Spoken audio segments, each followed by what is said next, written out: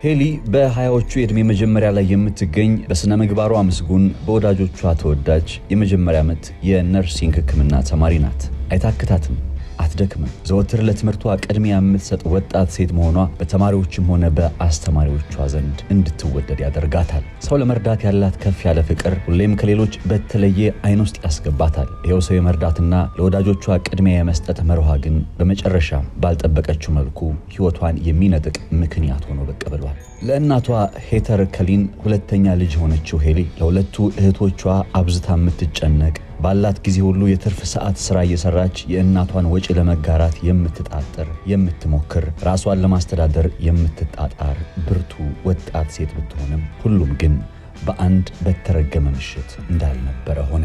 በዲሴምበር 30 2023 እንደ አውሮፓውያን አቆጣጠር ማለዳ በስፖርታዊ እንቅስቃሴዎች በእግር ኳስ ሜዳ አቅራቢያ የተገኘው በርናንድ ግልጥ ባለው አውላላ ሜዳ ላይ ተዘረራ የምትታየውን ሴት ከሩቅ ሲመለከት ምናልባት እንደሱ ለስፖርት ወጣ ድካም የጣላት መስሎት ነበር። በቅርበት ሲመለከት ግን ማንነቷ በማይለይ ሁኔታ ጭንቅላቷን ከተመታችውና ሕይወቷ ካለፈው እንስት በድን አካል ጋር ተፋጠጠ።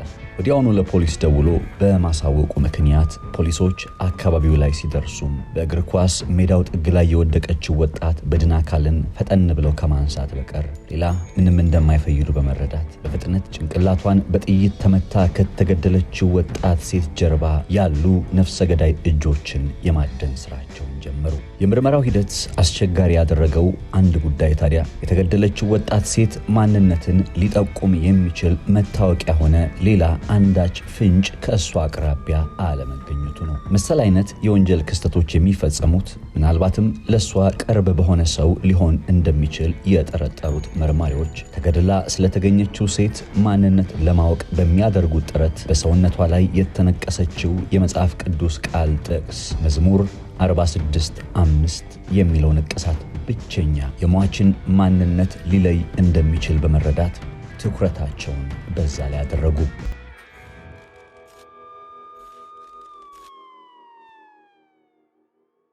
በትምህርቷ ጎበዝ ከሚባሉ ተማሪዎች መካከል አንዷ ናትና ከትምህርት ገበታዋ ላይም ቀርታ የምታቀበት አጋጣሚ አይታወስምና በዛ ማለዳ ከትምህርት ገበታዋ ላይ ሄሊን ያጡ ጓደኞቿ አንዳች ነገር ሊገጥማት እንደሚችል መጠራጠር ጀመሩ። በተደጋጋሚ ወደ ስልኳ ያደረጉት ሙከራ አልሳካ ቢላቸው ጊዜ ጓደኞቿ ወደ መኖሪያ ቤቷ ለማቀናት ወሰኑ። የመኖሪያ ቤቷ በራፍ ገርበብ ማለቱን ሲመለከቱም ምናልባት ሄሊ ከውስጥ እንደምትኖር እያሰቡ ወደ ውስጥ ገቡ። ሄሊን ግን ማግኘት አልቻሉም ነበር።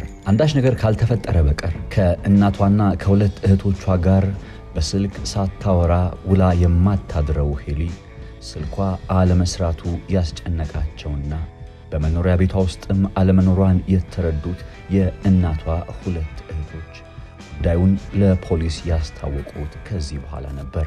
ፖሊስ በእጁ ላይ ማንነቱን የማያውቃት የወጣት ሴት በድን አካል ቢኖርም በእርግጠኝነት ለፈላጊዎቿ መናገር ግን አልቻለም ነበር። ምክንያቱም ማረጋገጥ የግድ ይላቸው ነበርና። በዚህ መካከል በሟች በድን አካል ላይ የሚታየው የመጽሐፍ ቅዱስ ጥቅስ ንቅሳት ወደ እናቷ ፎቶግራፍ አንስተው ላኩላቱና ልጅሽ ይህንን አይነት ንቅሳት በሰውነቷ ላይ አለ ወይ ሲሉ ጠየቁ።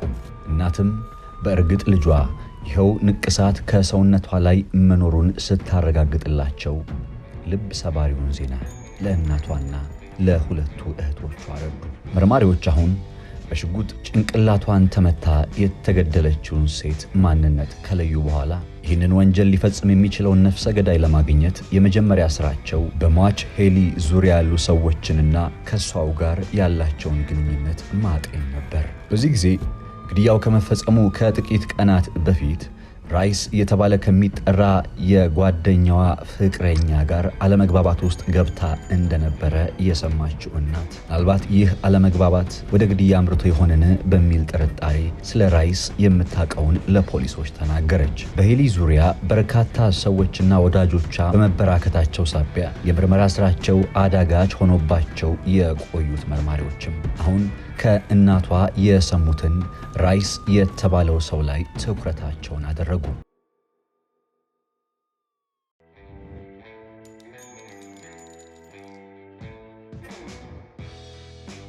የጀርባ ታሪኩ ሲጠና ግለሰቡ ከዚህ ቀደም የወንጀል ሪከርድ ያለበት ግልፍተኛ መሆኑን ዶሴዎቹ አመላከቱ። ሄሊ ከራይስ ጋር ያላት ትውውቅ በጓደኛዋ አማካኝነት የተፈጠረ ሲሆን ጓደኛዋ ኤሚሊ ከራይስ ጋር በፍቅር ወድቃ በአንድ አጋጣሚም በጉዲፈቻ ልጅ ለማሳደግ ስትወስን ከዚህ ውሳኔዋ ጀርባ አይዞሽ ከጎንሻለሁ ስትላት የነበረችው ሄሊ ነበረች። ነገር ግን በዚህ የሄሊ ከጎን ሆና አይዞሽ ብላ ከማበረታቷ ባሻገር ፍቅረኛው በጉዲፈቻ የወንድ ልጅ እናት መሆኗ ደስታን ያልፈጠረለት ራይስ ሕፃኑ ልጅ ወደ መኖሪያ ቤቱ ከመጣ በኋላ ፍቅረኛውን ኤሚሊም ሆነ የኤሚሊን ጓደኛ ሄሊን በአይነ ቁራኛ ይከታተላቸው ነበር። ሄሊ በየዕለቱ በጉዲፈቻ በመጣው ልጅ ላይ ክትትል የማድረግ ኃላፊነትን ወስዳ ነበርና ማልበስ፣ ማጠጣት፣ መንከባከቡ የሷው ኃላፊነት ሆኖ ትኩረቷን ሁሉ እሷው ላይ አድርጋ በርካታ ቀናት አልፈዋል። ቀድሞውኑ በሕፃኑ ደስተኛ ያልነበረው ራይስ ታዲያ በተደጋጋሚ ከሄሊ ጓደኛ ጋር ጭቅጭቅ ማብዛቱ ለሄሊ ሰላም አልሰጣትም። ነገሩ ይበልጥ ያሳስባት የጀመረው ደግሞ አሁን በሟች ግድያ የተጠረጠረው ራይስ በአንድ አጋጣሚ ሕፃኑን ደረጃው ላይ ጥሎት ሕፃኑም የተጎዳበት ክስተት ሲፈጠር ነው። ይህ ክስተት የልብ ስብራት ያመጣባት ሄሊ ሕፃኑ ተርፎላት ከሕክምና ወጥቶ ወስዳም ብቻዋን ልታሳድገው ለራሷ እየማለች ፈጣሪዋ ታዳጊውን ልጅ እንዲያድንላት እየለመነች ብትማጸንም የሕፃኑ ሕይወት ግን ብዙም ሳይቆይ ነበር ያለፈው። ሐዘን ጓዙን ደራርቦ የተጫናት ከዛ ጊዜ ወዲህ ነው። ወትሮም በጥርጣሬ የምትመለከተው የጓደኛዋ ፍቅረኛ ራይስ አውቆ ሕፃኑን ደረጃ ላይ ጥሎት ይሆናል ብላ ማሰቧ ደግሞ ይበልጡኑ እረፍት ነሳት። ከዚህ በኋላ ነበር በራይስ ላይ ክስ እንዲመሰረትበት እንቅስቃሴ የጀመረችው። ነገር ግን ይህንን የፍትህ ሂደት በይፋ ከመጀመሯ በፊት ሞት ቀደማትና ወደማይመለሱበት ሄደች። መርማሪዎች በእርግጥም ከሄሊ ግድያ ጀርባ ራይስ ሊኖር እንደሚችል በመገመት ማስረጃ ለማግኘት ባላቸው አቅም ሁሉ ቢንቀሳቀሱም ነገር ግን ራይስን ተጠያቂ ሊያደርግ የሚችል ማስረጃ ማግኘት አልቻሉም። የሄሊ የቀብር ስነ ስርዓት ከተፈጸመ በኋላ ባሉት 15 ቀናት ሙሉ ትኩረታቸውን በተጠርጣሪው ራይስ ላይ ያደረጉት መርማሪዎች 15 ቀን በኋላ ምናልባት በዚህ ሰውዬ ላይ ትኩረታችንን ማድረጋችን ትክክለኛው የሄሊ ነፍሰ ገዳይን እንድናጣ ምክንያት ሆኖብን ሊሆን ይችላል በሚል ጥርጣሬ ተጨማሪ ተጠርጣሪዎችን ከሄሊ ዙሪያ ለመፈለግ ድጋሚ ወደ ሄሊ ሕይወት ቀረብ ማለትን መረጡ። በዚህ መካከል ነበር ታዲያ ሌላ ተጠርጣሪ ወደ እነሱ ትኩረት የመጣው። ይህ ሰው ኢሳያስ ይባላል። ሄሊ በትርፍ ሰዓት በአስተናጋጅ በምትሰራበት ሬስቶራንት ውስጥ ይኸው የሷ የቅርብ ጓደኛ የሆነውና ተጠርጣሪ የሆነው ኢሳያስም ይሰራል። ታዲያ ኢሳያስን ወደ ትኩረት ውስጥ ያመጣው አንድ መሰረታዊ ነጥብ ደግሞ የሄሊ የመጨረሻ ሰዓታት ቆይታ ምን እንደሚመስል ለመረዳት ጂፒኤስ በመጠቀምና የኔትወርክ እንቅስቃሴን በመቃኘት የስልክ መልእክቶቿን መበርበር ሲጀምሩ በከተማይቱ የኔትወርክ አቅራቢ ተቋማት የተገኘው መረጃ ውስጥ ሄሊ ከመሞቷ በፊት በነበሩ ጥቂት ሰዓታት መልእክት የተለዋወጠችው በሬስቶራንቱ አብሯት ከሚሰራው አስተናጋጅ ኢሳያስ ጋር እንደነበር በመረዳታቸው ነው። ሟች ከመገደሏ ከጥቂት ሰዓታት በፊት ምክንያት ከሌለ በቀር ኢሳያስ እንዴት እሷው ጋር መልእክት ይለዋወጣል? አለፍ ሲልም አብሯት ጊዜ ሊያሳልፍ ይችላል የሚለው ጉዳይ ጥያቄ የሆነባቸው መርማሪዎች ኢሳያስን በቁጥጥር ስር አደረጉትና ስለተለዋወጧቸው የመጨረሻ ሰዓታት መልእክቶችም ጥያቄዎችን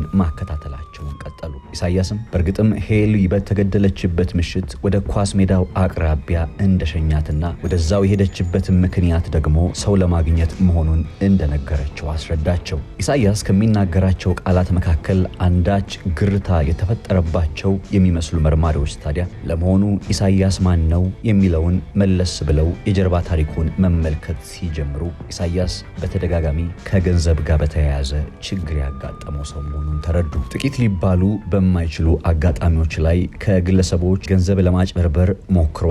አለፍ ሲልም ከሟች ሄሊ በተደጋጋሚ በቼክም በካሽም እንዲሁም ወደ አካውንቱ ገንዘብ ትራንስፈር እየተደረገለት በርካታ ዶላሮችን ተቀብሏል። ከዚህ በኋላ ነበር ምናልባትም ቀድሞ ትኩረታቸውን ራይስ ላይ ማድረጋቸው በእርግጥ ትክክለኛ የወንጀሉ ተጠያቂ መሆን ባለበት ኢሳያስ ላይ መረጃዎችን እንዲያጡ ምክንያት እንደሆነባቸው ያመኑት መርማሪዎች ባለ በሌለ ፍጥነታቸው ኢሳያስ መረጃዎችን ከማሸሹ ወይም ከማጥፋቱ በፊት በቁጥጥራቸው ለማድረግ የሚያስችላቸውን በቂ የሚሏቸውን ማስረጃዎች ማሰባሰብ የጀመሩት። ከምንም በላይ ደግሞ ግድያው በሄሊ ላይ በተፈጸመበት ቀን ተጠርጣሪ ሆኖ የቀረበው ኢሳያስ $600 ከሄሊ አካውንት ትራንስፈር ተደርጎለት እንደነበረ የተረዱት መርማሪዎች መቼም እንዲህ መልካም በሆነችለት ሴት ላይ ሽጉጥ አይተኩስም በሚል መላምት ሙሉ ትኩረታቸውን ወደ ቀደመው ተጠርጣሪ ራይስ ላይ ለመመለስ ቢመኙም ነገር ግን በሟች ሄሊ የስልክ ሪከርድ ላይ የተገኙት በርካታ ማስረጃዎች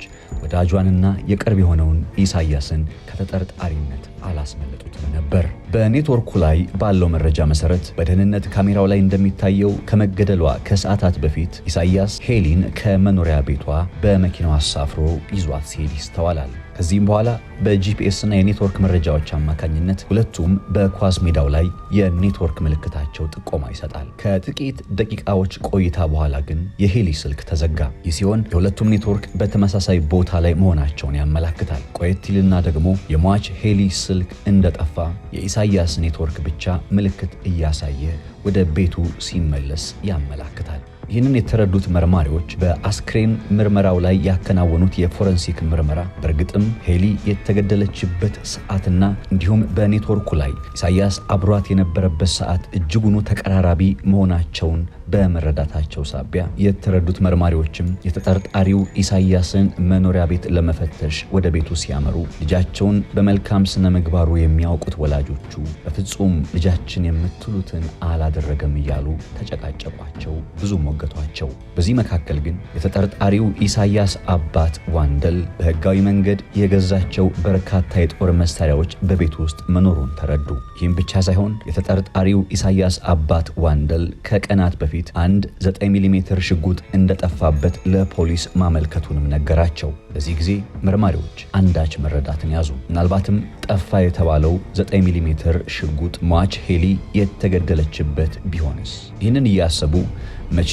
ሽጉጡ እንደጠፋበት ሲጠይቁም የተጠርጣሪው አባት ዋንደል ሽጉጡ ጠፋብኝ ብሎ ለፖሊስ ያሳወቀበት ቀን ሄሊ በተገደለችበት ቀን ማግስት ማለት ነው። ከዚህ በኋላ ነበር መርማሪዎቹ የሄሊ ገዳይ ኢሳያስ እንደሆነ በማመን ለፍርድ ለማቅረብ የወሰኑት።